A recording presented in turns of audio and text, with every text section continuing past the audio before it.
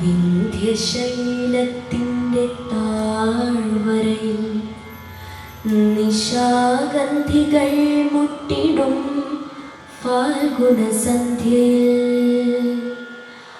പാർവതി പൂജയ്ക്കു പൂനുള്ളുവാൻ വന്ന ദ്രാവിഡ രാജകുമാരിയാം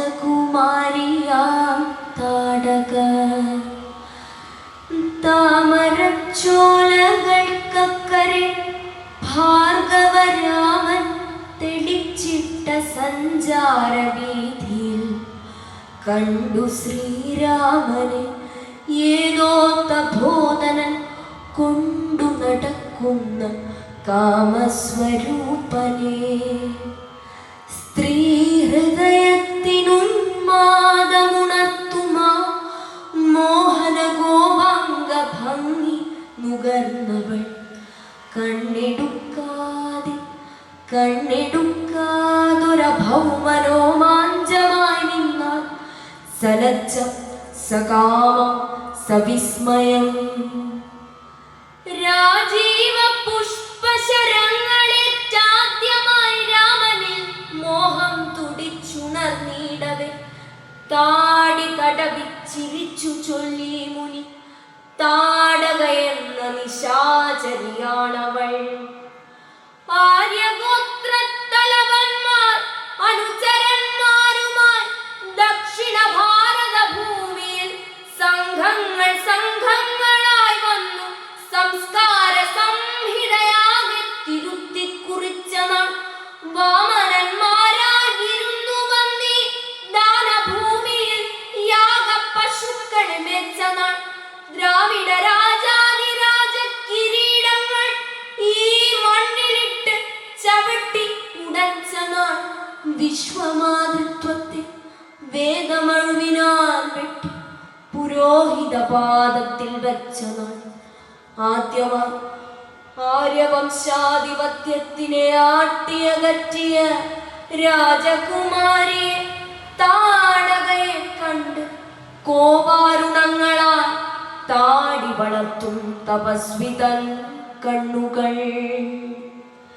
ചിത്രശിലാതലങ്ങൾക്കുമീതെ മലർമെത്ത വിരിക്കും സുരഭിയാം തെന്നൽ ആ രാത്രി സ്വപ്നവും കണ്ട് വനനദീ തീരത്ത് ശ്രീരാമചന്ദ്രനുറങ്ങവേ കാട്ടിലൂടെ ഒച്ചയുണ്ടാക്കാതെ അനങ്ങാതെ ഓട്ടുവളകൾ കിലുങ്ങാതെ ഏകയായി ദാശരഥി തന്നരികത്ത് അനുരാഗദാഹ പരവശയായി വന്നു താടകർ.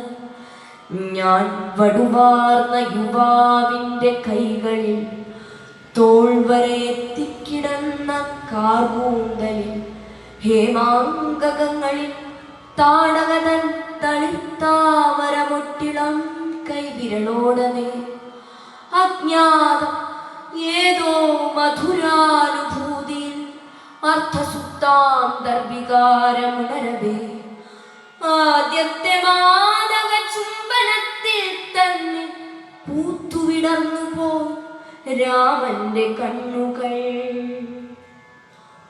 മുത്തുകിലുങ്ങും സ്വരവുമായി ചോദിച്ചു മുഗ്ധാനുരാഗ വിവശയായി താടകർ.